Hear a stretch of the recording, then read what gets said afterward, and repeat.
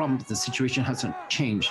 We still get the same kind of calls, with still the same kind of problems landed at our door, people being stopped, the escalation.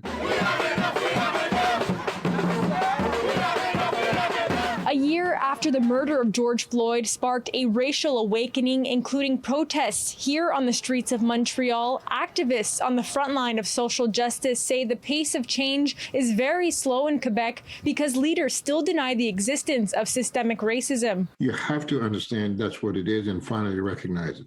If we continue going this way, and then you're treating it as a matter of factly, then nothing is going to change. While Montreal Mayor Valérie Plante has said she recognized systemic racism existed and vowed changes, the Quebec government has refused to accept it, only saying that racist acts exist and racist individuals. I think that there is some discrimination in Quebec, but there's no systemic discrimination. There's no system in Quebec of discrimination, and it's a very, very small minority of the people that are doing some discrimination.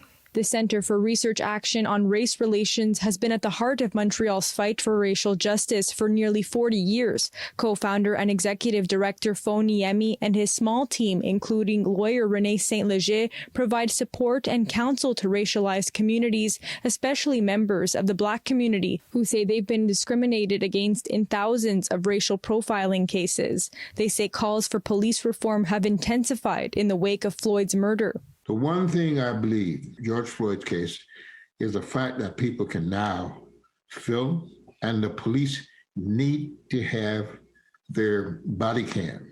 But that is going to reduce the amount of abuse that can be done on such a regular basis. The words Black Lives Matter, La vie des Noirs compte, painted in big bright letters across the iconic St. Catherine Street in downtown Montreal last summer. The mayor publicly supporting the movement, but activists say the city has yet to take real action.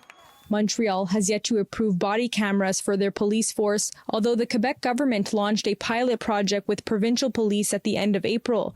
Lack of transparency has led to a rise of more people within the marginalized communities using dash cameras and record incidents live as a way to protect themselves. People have to understand that they have to assert also their right to first class and full citizenship.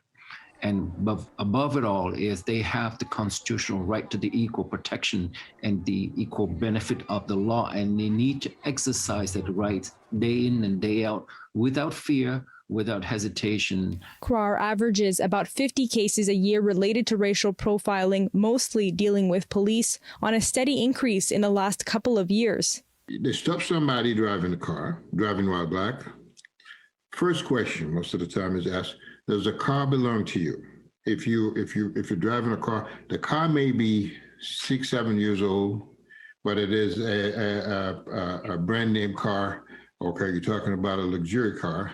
Does that belong to you? It appears to be natural to give different treatment to whatever is not white. And then it is a continuous and even daily work to be added every day in order to bring people to the realization that things have to change.